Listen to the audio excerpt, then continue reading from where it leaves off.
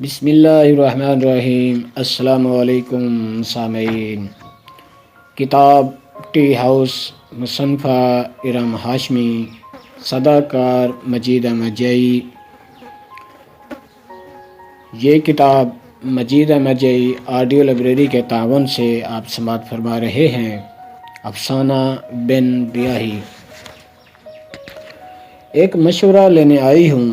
وہ آتے ہی بولی، جمعہ 8 دن ہوئے ہیں، پھر اس مردود کو مشورہ لینے کی ضرورت پڑ گئی۔ میں نے جل کر سوچا، میں ریحان سے شادی کر لوں؟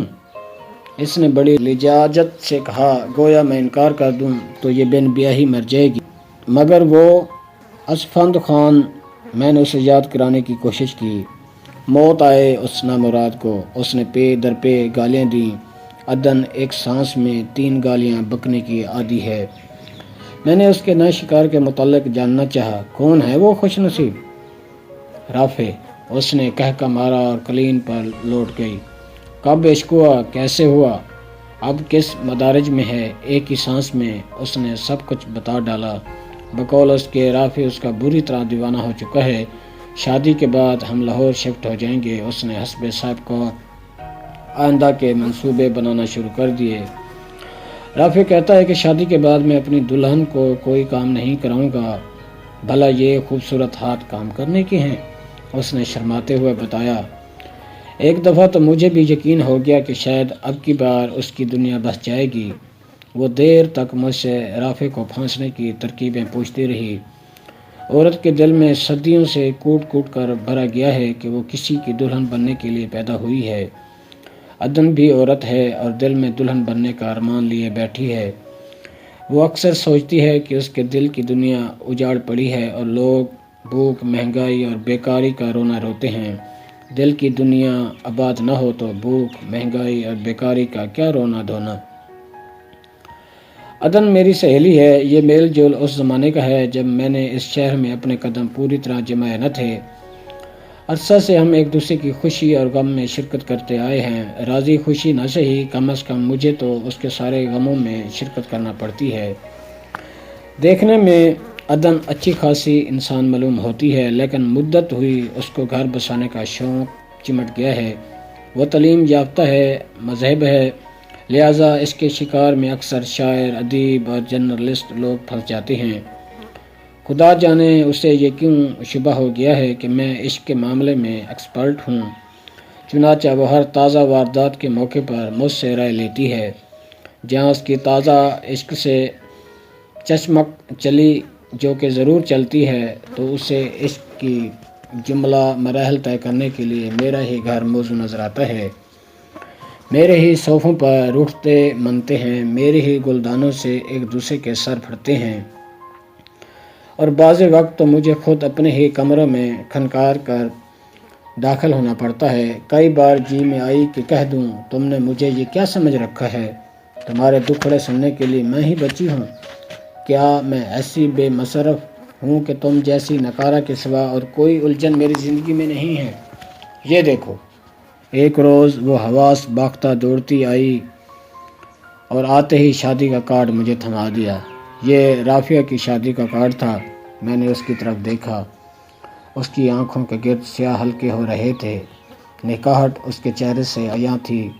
دیکھیے تو عاشقوں کی ایک لمبی قطار، مگر سوائے ابکاؤں کے اس کے ہاتھ کچھ نہ آیا تھا۔ ایسے موقعوں پر بوڑھی کائیاں نرس مس جینیفر بہت کام آتی۔ آپ درست سمجھ رہے ہیں۔ مس جینیفر کی راہ عدن کو میں نے ہی دکھلائی تھی۔ ہاں، یہ ہے تو بہت بڑا گناہ، مگر یہ دنیا مجھ ایسوں سے بھری پڑی ہے۔ یہ راہ عدن کو میں نہ دکھاتی تو کوئی اور دکھا دیتا۔ مدت ہوئی، عدن کے رشتے کے پیام نہ جانے کدھر راستہ بھول گئے ہیں، جیسے کسی کو معلوم ہی نہ ہو کہ رواں گلی کے آخر میں اسکول سے ملحقہ اس بند کھڑکیوں والے گھر میں کسی کی جوانی آخری سسکیاں لے رہی ہے۔ ایک مشورہ لینے آئی ہوں۔ ایک روز وہ پھر آن ٹپکی، شادی کر لوں؟ میں چپ رہی۔ شاہد بہت اچھے ہیں، وہ شرمائی۔ ہم شادی کے بعد ہنی مون کے لیے کشمیر جائیں گے۔ وہ ایک بار پھر نئے منصوبے بنانے لگی۔ شاہد کی منہ زور محبت نے عدن کے دن پھیر دیے۔ وہ ایک دم بے حد حسین اور جاذب نظر بن گئی۔ اس کی آنکھوں کی شمیں جگمگا اٹھیں، ہونٹ بلا وجہ مسکرایا کرتے، مگر یہ رومانس بھی مہینہ بھر سے زیادہ نہ چل سکا۔ جلدی شاید بھی کہیں سے چاند سی دلہن بیال آیا اور عدن نیا شکار ڈھونڈنے پر جٹ گئی، لیکن اس کمینے پر تاؤ نے اسے بہت کمینہ بنا دیا تھا۔ عاشقوں نے اسے وہ جل دیے تھے کہ اب وہ کسی پر بھروسہ کم ہی کرتی۔ عدن شروع میں دبلی پتلی آدمی کا بچہ تھی، جل دیتے عاشقوں کے ساتھ اٹکی تو گوشت پوش کا انبار بن گئی۔ میں سوچتی ہوں کہ اس دنیا میں کالے، گورے، سانولے، ہر رنگ کے کروڑوں لڑکے ہیں، مگر دنیا کے اتنے لڑکوں میں سے ایک بھی عدن کے نصیب کا نہ نکلا۔ کتنے ہی دن ہوئے میں قلم اٹھاتی ہوں تو عدن کا چہرہ آنکھوں کے سامنے آ جاتا ہے۔ اس کا خیال مجھ سے آ کر کہتا ہے، میں زندہ ہوں، میرے سینے میں دل دھڑکتا ہے، مشورہ دو، میں کیوں ہوں اور کب تلک ایسے ہی رہوں گی؟ اچھا ہے میرا قلم یک بارگی عدن کو اگل دے، پھر متلیاں نہ آئیں گی، جی بھی سنبھل جائے گا۔ میز انواع و اقسام کے کھانوں سے بھرا پڑا تھا اور ایک دان پان سی صحت کا لمبا تڑنگا آدمی کھانے پر جٹا تھا۔ میں نے جو ہی کمرے میں قدم رکھا، عدن دوڑتی ہوئی آئی، اس کے ہاتھ گھی سے چپڑے تھے۔ یہ سارم ہیں، وہ شرمائی۔ میں سمجھ گئی کہ یہ کوئی نیا شکار ہے۔ دنوں ایسے چلا، سارم آتا تو عدن اس کے لیے پراٹھے تلتی۔ اس کا بس نہیں چلتا تھا کہ وہ اپنی چربی نکال کر ان پراٹھوں پر بھر دے، اور کیوں نہ بھرے، آخر کو سارم ایک دن اس کا اپنا ہو جائے گا۔ جو کچھ کمائے گا اس کی ہتھیلی پر رکھ دے گا۔ پھل دینے والے پودے کو کون نہیں سینچتا؟ ایک دن ہوگا یہی پھول کھلے گے اور پھلوں سے لڈی ڈالی جھک جائے گی۔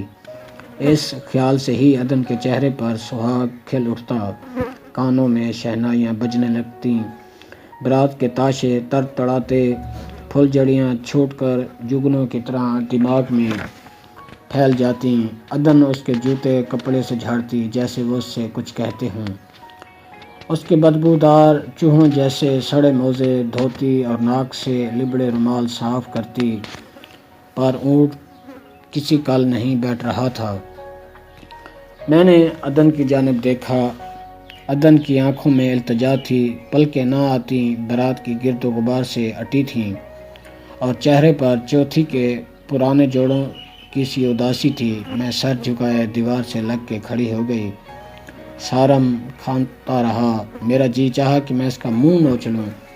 ندیدے مٹی کے تودے صبح سے شام تک کسی کے ہاتھ صابن اور سوڈے میں ڈبکیاں لگاتے ہیں، چولہے کی آنچ سہتے ہیں، تمہاری غلاظتیں دھوتے ہیں تاکہ تم اجلے چٹے بگلے بھکتی کا ڈھونک رچائے رہو۔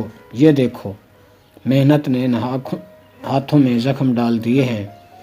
بہت دن ہوئے ان ہاتھوں میں چوڑیاں نہیں کھنکیں، انہیں کبھی کسی نے پیار سے نہیں تھاما، یہ ہاتھ حنا سے نہیں مہکے، مگر میں چپ رہی، وہ کھاتا رہا۔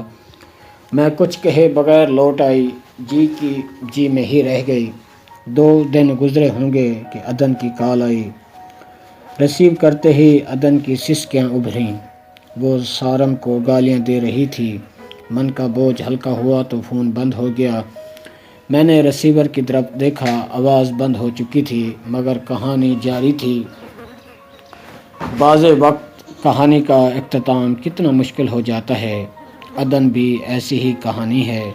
ایک عدن ہی نہیں، اس ملک میں ایسی کتنی ہی کہانیاں ہیں۔ کچھ روز گزرے ہوں گے کہ وہ ایک دعوت میں ایک دراز قد نئے لڑکے کے ساتھ وہی اپنے اندر کھدرے کہکے لگا رہی تھی۔ وہ لطیفے چھوڑ رہا تھا اور عدن کو اچھو لگ رہے تھے، مگر مجھے دیکھتے ہی عدن میرے پاس دوڑ کر آئی۔ سنو، کیسا مشورہ ہے؟ شادی کر لوں؟ کس سے؟ میں نے اکتا کر پوچھا۔ راحل سے، اس نے اشارہ کیا۔ راحل مجھ پر مرتا ہے، کہتا ہے کہ اگر تم نے مجھ سے شادی نہ کی تو ساری زندگی کنوارا بیٹھا رہ جاؤں گا۔ وہ شرمائی۔ میں نے تنگ آ کر منہ پھیر لیا۔ مصروفیات میں میں راحل کو بھول گئی، مارچ میں میری شادی ہو جائے گی۔ ایک روز عدن نے آتے ہی گویا دھماکہ کیا، سیدھے کشمیر چلے جائیں گے، وہاں برف کے۔ جھٹ پٹ میں فیصلہ کر لیا۔ ہاں، ناقص العقل جو ٹھہری وہ ہنسی۔ اس بات کو سالوں گزر گئے ہیں اب جب کہ میری کہانی ختم ہونے کو ہے۔ عدن اب تلک کنواری ہے، اس کی مالا کی کلیاں منہ بند ہیں، اس کے ارمان تشنہ ہیں، وہ بن بیائی ہے۔ یہ افسانہ آپ مجید احمد جئی آڈیو لائبریری کے تعاون سے سماعت فرما رہے تھے۔ آواز تھی مجید احمد جئی کی۔ اللہ حافظ۔